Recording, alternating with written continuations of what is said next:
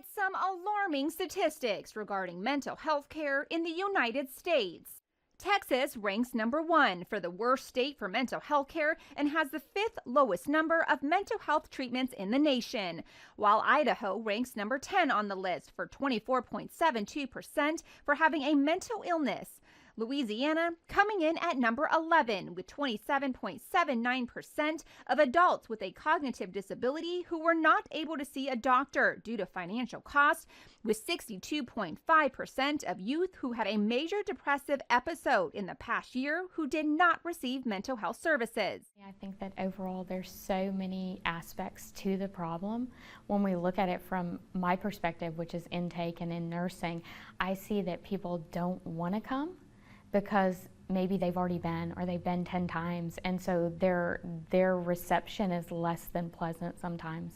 And then we get a lot of that, just that first step anxiety, where they aren't sure what they're calling for or even why they're calling. They're just so desperate they need the help. Contributing factors to the ongoing problem is also attributed to a lack of access of qualified professionals for adolescents and youth, locality, and not prioritizing financial funding for additional care. Another local issue, accredited professionals leaving the state. There seems to be this, what I call professional flight, at least in the state of Louisiana. People come here, they get credentialed, they get the experience that they need in mental health care, but they leave and go places like Dallas or Houston.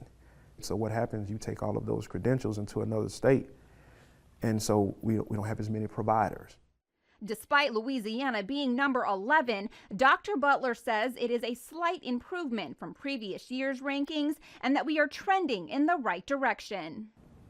You know, it's probably going to sound crazy to other professionals, and you don't want to be number 11, but it's actually an improvement. So something's working. It means that we still have work to do. While Louisiana works towards a better mental health care system, there are things that each of us can be doing to assist those around us who may need that extra push. The majority of people in mental health are like the person who has a hypoglycemic attack. They don't even realize that they've passed out. They need help, and they need you to advocate for them.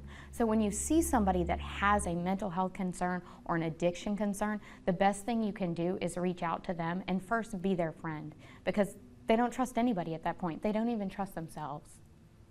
Mental Health Awareness Month is more than just spreading awareness. It's about educating ourselves to know how to react when the time arises.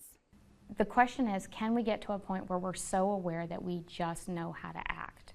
We know to say, oh wow, this person's in trouble. Let's help them get the help they need. Or not leaving them, oh man, this person's got a lot going on, I can't deal with that right now. You have to learn that, like a medical emergency, that mental health crisis doesn't need to be abandoned, it needs to be addressed.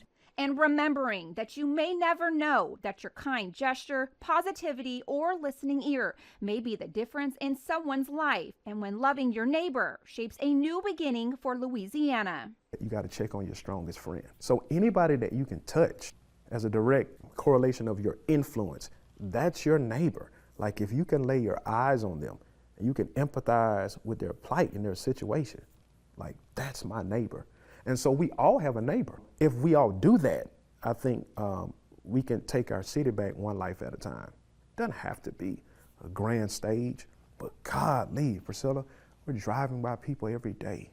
We're in the restaurants, we see people every day, right? So it's a collective responsibility. We all do our part, and then we can start normalizing some of these situations and start dealing with this pain, a lot of this pain that people are going through. For KSLA Mental Health Matters, I'm Priscilla Borrego.